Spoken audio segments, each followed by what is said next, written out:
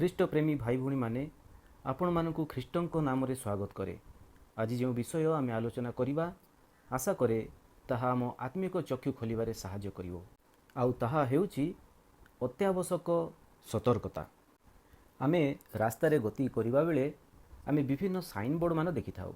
ଆଉ ଏହି ସାଇନ୍ ବୋର୍ଡ଼କୁ ଦେଖି ଆମେ ସତର୍କତା ଅବଲମ୍ବନ କରିଥାଉ। ଆଉ ଠିକ୍ ପଥରେ ଯାଇପାରୁ ଏବଂ ଠିକ୍ ଜାଗାରେ ଆମେ ପହଞ୍ଚିପାରୁ। ମନେ କରନ୍ତୁ କିଛି ନୂଆ ଦର୍ଶନୀୟ ସ୍ଥାନକୁ ଆମେ ଗଲେ ସେଠାରେ ଥିବା ସୂଚନା ବୋର୍ଡ଼କୁ ଆମେ ଭଲ ଭାବେ ଲକ୍ଷ୍ୟ କରୁ। କେଉଁଠି ରାସ୍ତା ଅଛି ବା ନାହିଁ, ପୁଣି କେଉଁଠି ଡେଞ୍ଜର ସାଇନ୍ ଲଗାଯାଇଛି ବା ଷ୍ଟପ୍ ସାଇନ୍ ଅଛି, ଏହି ପ୍ରକାର ଭାବେ ଆମେ ବହୁ ଧ୍ୟାନପୂର୍ବକ ଲକ୍ଷ୍ୟ କରିଥାଉ। ଆମେରିକାରେ ଏହି ପ୍ରକାର ବିଭିନ୍ନ ପ୍ରକାର ସାଇନ୍ ମାନ ରାସ୍ତାରେ ଲଗାଯାଇଥାଏ। ଆଉ ଏହାକୁ ଟିକେ ଅତିକ୍ରମ କଲେ ବା ବ୍ୟତିକ୍ରମ କଲେ ନିୟମ ଉଲ୍ଲଂଘନର ଫାଇନ୍ ମାନ ଦେବା ପାଇଁ ପଡ଼ିଥାଏ। ଉଦାହରଣ ସ୍ୱରୂପେ ଯଦି କେଉଁଠି ଷ୍ଟପ୍ ସାଇନ୍ ଲଗାଯାଇଛି ଆଉ ଆପଣ ସେଠାରେ ଗାଡ଼ି ନ ରଖୁଛନ୍ତି, ତେବେ ପୋଲିସ ସମ୍ମୁଖରେ ଏହା ଆସିଲେ ସେମାନେ ଫାଇନ୍ ଲଗାଇଥାନ୍ତି। ପୁଣି ରାସ୍ତାରେ ଯେଉଁ ସ୍ପିଡ୍ ଲିମିଟ୍ ଲେଖାଯାଇଛି ତାଠୁ ଟିକେ ଅଧିକ ଜୋରରେ ଗାଡ଼ି ଚଲେଇଲେ ଫାଇନ୍ ଦେବା ପାଇଁ ପଡ଼ିଥାଏ। ଏହି ପ୍ରକାରେ 3 ଥର ଫାଇନ୍ ଦେଲା ପରେ ଡ୍ରାଇଭିଂ ଲାଇସେନ୍ସ କ୍ୟାନସେଲ୍ ମଧ୍ୟ ହୋଇଯାଇପାରେ। ତେଣୁ ଆମେ ଦେଖୁଛୁ ଏହି ଜଗତରେ କେତେ ନିୟମ କାନୁନ ସବୁ ରହିଛି, ତାହାକୁ ଯଦି ଆମେ ପାଳନ ନ କରୁ ତେବେ ଆମେ କେତେ ବିପଦର ସମ୍ମୁଖୀନ ହୋଇଥାଉ। ପୁଣି ତାହାକୁ ସଠିକ୍ ଭାବେ ଆମେ ଠିକ୍ ସମୟରେ ପଦକ୍ଷେପ ନ ନେଲେ ଆମକୁ ବିଭିନ୍ନ କ୍ଷତିର ସମ୍ମୁଖୀନ ହେବା ପାଇଁ ମଧ୍ୟ ପଡ଼ିଥାଏ। ଠିକ୍ ସେହିପରି ଈଶ୍ୱରଙ୍କ ବାକ୍ୟ ଆମକୁ ସ୍ୱର୍ଗୀୟ ପଥର ଯାତ୍ରୀ ଭାବେ କଢ଼େଇ ନେବା ପାଇଁ କେତେ କେତେ ସତର୍କ ବାଣୀ ସବୁ କହିଥାଏ। ଯେଭଳି ଦାଉଦ କହନ୍ତି, ତୁମ୍ଭର ପାଞ୍ଚଣ ଓ ତୁମ୍ଭର ବାଡ଼ି ମୋତେ ସାନ୍ତ୍ୱନା ଦିଅନ୍ତି।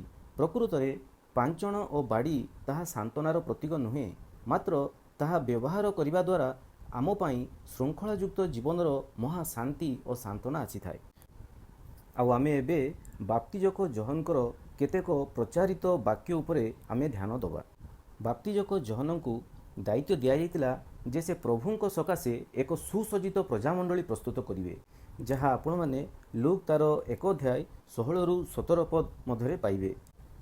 ତେଣୁ ଯୀଶୁଖ୍ରୀଷ୍ଟଙ୍କ ମିନିଷ୍ଟ୍ରି ଆରମ୍ଭ ହେବା ପୂର୍ବରୁ ଜହନଙ୍କ ପାଖରେ ବହୁତ କମ୍ ସମୟ ଥିଲା ସେହି ଦାୟିତ୍ୱ ପୂରା କରିବା ପାଇଁ। ହୋଇପାରେ ମାତ୍ର 40 ଦିନ କିମ୍ବା 6 ମାସ କିମ୍ବା ବେଶୀ ହେଲେ 1 ବର୍ଷ ପାଖାପାଖି। ଆଉ ଏହି ସମୟ ମଧ୍ୟରେ ସେ ତାଙ୍କର ପ୍ରଚାର କାର୍ଯ୍ୟ ସମାପ୍ତ କରିବାର ଥିଲା। ଆଉ ବାପ୍ତିଜକ ଜହନ ସମସ୍ତଙ୍କୁ ମନ ପରିବର୍ତ୍ତନର ଉପଯୁକ୍ତ ଫଳ ଉତ୍ପନ୍ନ କରିବା ପାଇଁ ଉତ୍ସାହ ଦେଲେ। ଆଉ ସେ ଲୋକମାନଙ୍କର କପଟ, କୁଟିଳ ଓ ବକ୍ରଗାମୀ ଜୀବନକୁ ଲକ୍ଷ୍ୟ କରି ଈଶ୍ୱରଙ୍କ ରାଜ୍ୟ ପାଇଁ ସେମାନଙ୍କୁ ପ୍ରସ୍ତୁତ କରିବା ପାଇଁ ଅତି କଠିନ ଶବ୍ଦ ଦ୍ୱାରା ଚେତାବନୀମାନ ଦେଲେ। ଆଉ ସେ 2ଟି ବିଷୟର ଉଦାହରଣ ନେଲେ। ଗୋଟିଏ ହେଉଛି କୁରାଡ଼ି, ଆଉ ଗୋଟିଏ ହେଉଛି କୁଲା। ଏହି 2ଟି ବସ୍ତୁର କାର୍ଯ୍ୟ ଭିନ୍ନ ଭିନ୍ନ। ଆଉ ଆମେ ଏହାକୁ 2 ଭାଗରେ ଆଲୋଚନା କରିବା। ପ୍ରଥମ ପଦଟି ଆମେ ପଢ଼ିବା, ତାହା ଆପଣମାନେ ପାଇବେ ମାଥ୍ୟୁ 3 ତାର 10 ପଦ। ଆଉ ମୁଁ ପଢ଼ୁଛି, ତାହା ଦେଖନ୍ତୁ। ଆଉ ଏବେ ସୁଦ୍ଧା ଗଛଗୁଡ଼ିକ ମୂଳରେ କୁରାଡ଼ି ଲାଗିଅଛି। ଅତଏବ ଯେକୌଣସି ଗଛ ଭଲ ଫଳ ନ ଫଳେ ତାହା ହଣାଯାଇ ନିଆଁରେ ପକାଯିବ। ତେଣୁ ଏହି ବାକ୍ୟ ଅନୁସାରେ ଆମେ ସୁସ୍ପଷ୍ଟ ରୂପେ ଜାଣିପାରୁଅଛୁ ଯେ ସମୟ ଆଉ ନାହିଁ। କାରଣ ଲୁକ୍ ତାର 13:1-9 ପର୍ଯ୍ୟନ୍ତ ଯଦି ଆପଣମାନେ ପଢ଼ିବେ, ତେବେ ସେଠାରେ ମଧ୍ୟ ପ୍ରଭୁ ଯୀଶୁ କହନ୍ତି, ଆମ୍ଭେମାନେ କେବଳ ଅଳ୍ପ ସମୟ ଈଶ୍ୱରଙ୍କ ଅନୁଗ୍ରହ ହେତୁ ଆଜି ଜୀବିତ ଅଛୁ। ତେଣୁ ପବିତ୍ର ଆତ୍ମାରେ ପୂର୍ଣ୍ଣ ହୋଇ ବାପ୍ତିଜକ ଜହନ ଯେତେ ବିଶ୍ୱସ୍ତ, ତତ୍ପର ଓ ଆଗ୍ରହ ସହ ପ୍ରଚାର କରନ୍ତି, ତାହା ଆମ୍ଭମାନଙ୍କୁ ଠିକ୍ ସେହି ପରିମାଣରେ ଆମ୍ଭମାନଙ୍କ ହୃଦୟରେ ଗ୍ରହଣ କରିବାର ଆବଶ୍ୟକ ରହିଛି। କାରଣ ସମୟ ଅତି ଅଳ୍ପ ଜାଣି ଦିଆବଳ ମହାକ୍ରୋଧରେ ଆମ୍ଭମାନଙ୍କ ପାଖକୁ ଓହ୍ଲାଇ ଆସିଅଛି। ପ୍ରକାଶିତ 12:12 ତାହା ଆପଣମାନେ ପାଇବେ। ମାତ୍ର ଆମ୍ଭେମାନେ ଈଶ୍ୱରଙ୍କ ଆତ୍ମା ପାଇ ମଧ୍ୟ ବାପ୍ତିଜକ ଜହନଙ୍କ ବାକ୍ୟ ହୃଦୟଙ୍ଗମ କରିପାରୁନାହୁଁ। କେବଳ ଜହନ ନୁହେଁ, ମାତ୍ର ପ୍ରଭୁ ଯୀଶୁ ମଧ୍ୟ ଘୋଷଣା କରି କହିଲେ ଯେ ମନ ପରିବର୍ତ୍ତନ କର, କାରଣ ସ୍ୱର୍ଗ ରାଜ୍ୟ ସନ୍ନିକଟ। ତେଣୁ ଆମ୍ଭମାନଙ୍କୁ ସୁସମାଚାର ପ୍ରତି ଆଗ୍ରହ ଓ ଖ୍ରୀଷ୍ଟଙ୍କ ପାଇଁ ଉଦ୍ଯୋଗତା ହିଁ ଈଶ୍ୱରଙ୍କୁ ଭୟ କରି ପବିତ୍ରତାରେ ସିଦ୍ଧ ରଖିବ ଆଉ ମନ ପରିବର୍ତ୍ତନର ଉପଯୁକ୍ତ ଫଳ ଉତ୍ପନ୍ନ କରିବାରେ ସାହାଯ୍ୟ କରିବ। ଆଉ ଆମେ ମନ ପରିବର୍ତ୍ତନର ଉପଯୁକ୍ତ ଫଳ ବିଷୟରେ ଆଉ ଟିକେ ଅଧିକ ଆଲୋଚନା କରିବା। ଦେଖନ୍ତୁ, ଆମେ ଯେତେବେଳେ କିଛି ଭୁଲ କରୁ ବା କିଛି ଭୁଲ କହୁ, ଆମେ ଭାବୁ ଏହା କୌଣସି ବ୍ୟକ୍ତି ବିରୁଦ୍ଧରେ ଆମେ କହିଥାଉ, ମାତ୍ର ତାହା ସଠିକ୍ ନୁହେଁ। ଯେକୌଣସି ମନ୍ଦତା ବା ଭୁଲ କାର୍ଯ୍ୟ କରାଯାଏ ତାହା ଈଶ୍ୱରଙ୍କ ବିରୁଦ୍ଧରେ ହୋଇଥାଏ। ଆପଣମାନେ ଯଦି ଗୀତ ସଂହିତା ତାର 51 ଅଧ୍ୟାୟ 4 ପଦ ପଢ଼ିବେ, ସେଠାରେ ଦାଉଦ କହନ୍ତି, ମୁଁ ତୁମ୍ଭ ବିରୁଦ୍ଧରେ କେବଳ ତୁମ୍ଭ ବିରୁଦ୍ଧରେ ପାପ କରିଅଛି, ଆଉ ତୁମ୍ଭ ଦୃଷ୍ଟିରେ ଯାହା ମନ୍ଦ ତାହା ହିଁ କରିଅଛି। ଠିକ୍ ସେହିପରି ଆଦି ପୁସ୍ତକ ତାର 39 ଅଧ୍ୟାୟ 9 ପଦ, ଜିସାଇ ତାର 59 ଅଧ୍ୟାୟ 2 ପଦ, କଲୋସିୟ 3 ଅଧ୍ୟାୟ 5ରୁ 6 ପଦ, ପ୍ରଥମ ଜହନ 3 ଅଧ୍ୟାୟରେ, ପୁଣି ପ୍ରଥମ କରନ୍ଥୀୟ ତାର 6 ଅଧ୍ୟାୟ 18ରୁ 20 ପଦ ମଧ୍ୟରେ ପଢ଼ିଲେ ଆପଣମାନେ ଦେଖିବେ ସମସ୍ତ ଭୁଲ କାର୍ଯ୍ୟ ଯାହାମାନେ ଏହି ପୃଥିବୀରେ କରୁ ତାହା କୌଣସି ମନୁଷ୍ୟ ବିରୁଦ୍ଧରେ ନୁହେଁ, ମାତ୍ର ତାହା ଈଶ୍ୱରଙ୍କ ବିରୁଦ୍ଧରେ ହୋଇଥାଏ। ଆଉ ଦାଉଦ ତାଙ୍କ ଜୀବନର ସେହି ଘୃଣ୍ୟ କର୍ମ ପରେ ସେ କି ପ୍ରକାର ମନ ପରିବର୍ତ୍ତନର ଉତ୍ତମ ଫଳ ଉତ୍ପନ୍ନ କରନ୍ତି, ତାହା ଆମେ ଗୀତ ସଂହିତା 51 ଅଧ୍ୟାୟରେ ଆମେ ପାଉ। ଆଉ ଆମେ ଦେଖୁ ଯେ ଦାଉଦ ପବିତ୍ର ଆତ୍ମାଙ୍କର ସହାୟତା ଲୋଡ଼ନ୍ତି। ତେଣୁ ଈଶ୍ୱରଙ୍କ ତତ୍ତ୍ୱଜ୍ଞାନ ଆମ ମଧ୍ୟରେ ଉପଯୁକ୍ତ ଫଳ ଉତ୍ପନ୍ନ କରିବ। ଆମମାନଙ୍କ ମଧ୍ୟରେ ଈଶ୍ୱରଙ୍କ ତତ୍ତ୍ୱଜ୍ଞାନ ନଥିବା ଯୋଗୁଁ ଆମ୍ଭେମାନେ ଜଗତର ମାୟାଜାଲରେ ଫସିଯାଉଛୁ। ଆଉ ଏଠାରେ ଆମେ ଗୋଟିଏ ପଦ ପଢ଼ିବା, ତାହା ଆପଣମାନେ ପାଇବେ କଲୋସିୟ ତାର ପ୍ରଥମ ଅଧ୍ୟାୟ 10 ପଦ। ସେଠାରେ ଏହି ପ୍ରକାର ଲେଖାଯାଏ, ସମସ୍ତ ଆତ୍ମିକ ଜ୍ଞାନ ଓ ବୁଦ୍ଧିରେ ପ୍ରଭୁଙ୍କୁ ସର୍ବପ୍ରକାରେ ସନ୍ତୁଷ୍ଟ କରିବା ନିମନ୍ତେ ତାହାଙ୍କ ଯୋଗ୍ୟ ଆଚରଣ କର, ଅର୍ଥାତ୍ ଈଶ୍ୱରଙ୍କ ତତ୍ତ୍ୱଜ୍ଞାନରେ ବଢ଼ି ସମସ୍ତ ସତ୍କର୍ମର ଫଳରେ ଫଳବାନ ହୁଅ। ଆଉ ଈଶ୍ୱରଙ୍କ ତତ୍ତ୍ୱଜ୍ଞାନ ହେଉଛି ଈଶ୍ୱରଙ୍କୁ ଜାଣିବା, ତାଙ୍କ ଗୁଣ ଗୌରବ ପରାକ୍ରମକୁ ବୁଝିବା, ପୁଣି ତାଙ୍କର ପୂର୍ଣ୍ଣତା ପବିତ୍ରତା କ୍ଷମତାକୁ ଜାଣିବା, ଦୃଶ୍ୟ ଅଦୃଶ୍ୟ ଜଗତରେ ଈଶ୍ୱରଙ୍କ ପ୍ରଭୁତ୍ୱ ଆଧିପତ୍ୟ କର୍ତ୍ତାପଣକୁ ବୁଝିବା, ପୁଣି ଈଶ୍ୱରଙ୍କ ପରିତ୍ରାଣର କାର୍ଯ୍ୟ, ପୁଣି ଯୀଶୁଖ୍ରୀଷ୍ଟଙ୍କର ଜନ୍ମ କୃଷିୟ ମୃତ୍ୟୁ ପୁନରୁତ୍ଥାନକୁ ଦୃଢ଼ ରୂପେ ସ୍ୱୀକାର କରିବା, ପୁଣି ପବିତ୍ର ଆତ୍ମାଙ୍କର ଶକ୍ତିରେ ଭରି ପବିତ୍ର ଈଶ୍ୱରଙ୍କର ସେବା କରିବା।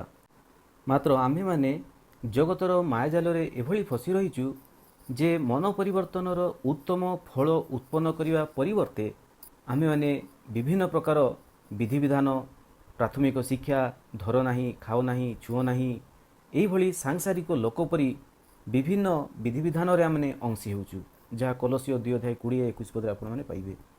ପୁଣି ପରସ୍ପର କାମୁଡ଼ା କାମୁଡ଼ି ହୋଇ ବିନଷ୍ଟ ହେବାରେ ଲାଗିଛୁ, ଯାହା ଗାଲାତୀୟ 5 ଅଧ୍ୟାୟ 15 ପଦରେ ପାଇବେ। ପୁଣି ଖ୍ରୀଷ୍ଟଙ୍କ କ୍ରୁଶର ଶତ୍ରୁ ହୋଇ ଲଜ୍ଜାର ବିଷୟକୁ ଦର୍ପର ବିଷୟ ବୋଲି ମନେ କରୁଛୁ, ଯାହା ଫିଲିପିୟ 3 ଅଧ୍ୟାୟ 19 ପଦରେ ପାଇବେ। ପୁଣି ଊର୍ଦ୍ଧ୍ୱସ୍ଥ ବିଷୟରେ ଆସକ୍ତ ନ ହୋଇ ଆମେ ପାର୍ଥିବ ବିଷୟରେ ଆସକ୍ତ ଅଛୁ। ପୁଣି ଦିମାଙ୍କ ପରି ସଂସାରକୁ ପ୍ରେମ କରି ଈଶ୍ୱରଙ୍କୁ ପରିତ୍ୟାଗ କରୁଛୁ, ଯାହା 2 ତିମୋଥୀ 4 ଅଧ୍ୟାୟ 10 ପଦରେ ପାଇବେ। ପୁଣି କଳ୍ପିତ ଗଳ୍ପ ଓ ଅଶେଷ ବଂଶାବଳୀରେ ମନୋଯୋଗୀ ଏଭଳି ଅଛୁ ଯେ ଆମେ ପ୍ରକୃତ ସତ୍ୟ କଥାଠୁ ଆଜି ବିମୁଖ ହେଉଛୁ, ପ୍ରଥମ ତିମୋଥୀ ତାର 1 ଅଧ୍ୟାୟ 4 ପଦରେ ପାଇବେ। ପୁଣି ଭ୍ରାନ୍ତିଜନକ ଆତ୍ମାମାନଙ୍କ ପ୍ରତି ଓ ଭୂତମାନଙ୍କ ଶିକ୍ଷା ପ୍ରତି ମନୋଯୋଗୀ ହୋଇ ବିଶ୍ୱାସ ପରିତ୍ୟାଗ କରୁଛୁ, ଯାହା ପ୍ରଥମ ତିମୋଥୀ 4 ଅଧ୍ୟାୟ 2 ପଦରେ ଲେଖା ହେଇଛି। ସେହିଭଳି ଅସାର ବକୁଆପଣରେ ଲିପ୍ତ ରହୁଛୁ, ଯାହା 2 ତିମୋଥୀ 2 ଅଧ୍ୟାୟ 16 ପଦରେ ଲେଖା ହେଇଛି। ପୁଣି ମନୁଷ୍ୟମାନଙ୍କୁ ସନ୍ତୁଷ୍ଟ କରିବାକୁ ଯାଇ ଆମ୍ଭେମାନେ ଈଶ୍ୱରଙ୍କୁ ସନ୍ତୁଷ୍ଟ କରିବା ବିଷୟ ଭୁଲି ଯାଉଛୁ, ଯାହା ଗାଲାତୀୟ 1 ଅଧ୍ୟାୟ 10 ପଦରେ ପାଇବେ।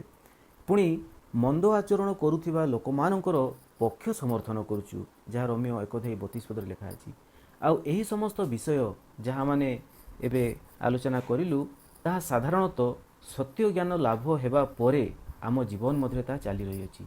ତେଣୁ ସାଧୁ ପାଉଲ ରୋମିଓ ତାର 6 ଅଧ୍ୟାୟ 22 ପଦରେ ଏପରି କହନ୍ତି, କିନ୍ତୁ ଏବେ ପାପର ଅଧୀନତାରୁ ମୁକ୍ତ ହୋଇ ଈଶ୍ୱରଙ୍କ ଦାସ ହେବାରୁ ତୁମେମାନେ ପବିତ୍ରତା ଉଦ୍ଦେଶ୍ୟରେ ଫଳ ପାଉଅଛ, ଆଉ ଏଥିର ପରିଣାମ ଅନନ୍ତ ଜୀବନ। ତେଣୁ ବାପ୍ତିଜକ ଯୋହନ ଯେଉଁ ମନ ପରିବର୍ତ୍ତନର ଉପଯୁକ୍ତ ଫଳ ଉତ୍ପନ୍ନ ବିଷୟରେ କହନ୍ତି, ତାହା ଏହି ଯେ ଆମେ ପ୍ରତ୍ୟେକ ଦିନ ଅଧିକରୁ ଅଧିକ ଶୁଦ୍ଧତାରୁ ଆହୁରି ଶୁଦ୍ଧତା ଆଡ଼କୁ, ସିଦ୍ଧତାରୁ ଆହୁରି ସିଦ୍ଧତା ଆଡ଼କୁ ଗତି କରୁ। ପୁଣି ଦ୍ୱିତୀୟ ଭାଗରେ ବାପ୍ତିଜକ ଯୋହନ ଯେଉଁ କୁଲା ବିଷୟରେ କହନ୍ତି, ତାହା ମାଥିଉ 3 ଅଧ୍ୟାୟ 12 ପଦରେ ଲେଖାଯାଇଛି। ଆଉ ଏହି ପଦରେ କେତୋଟି ବିଷୟ ଧ୍ୟାନ ଦେବାର ଆବଶ୍ୟକ, ଯଥା ତାହାଙ୍କ ହାତରେ କୁଲା ଅଛି, ସେ ନିଜେ ନିଜ ଖଳା ଉତ୍ତମ ରୂପେ ପରିଷ୍କାର କରିବେ, ଆପଣା ଗହମ ସଂଗ୍ରହ କରିବେ। ତେବେ ଆମେ କ'ଣ ଈଶ୍ୱରଙ୍କ ଖଳାରେ ଥିବା ସେହି ଉତ୍ତମ ଗହମ ବୀଜ କି? ଉତ୍ତମ ଗହମ ବୀଜ ନିଜେ ମରି ଫଳ ଉତ୍ପନ୍ନ କରିବ। ତେବେ ମୁଖ୍ୟତଃ ଏଠାରେ ସେପାରେସନ୍ ବିଷୟରେ ଲେଖାଯାଇଛି ବା ପୃଥକୀକରଣ।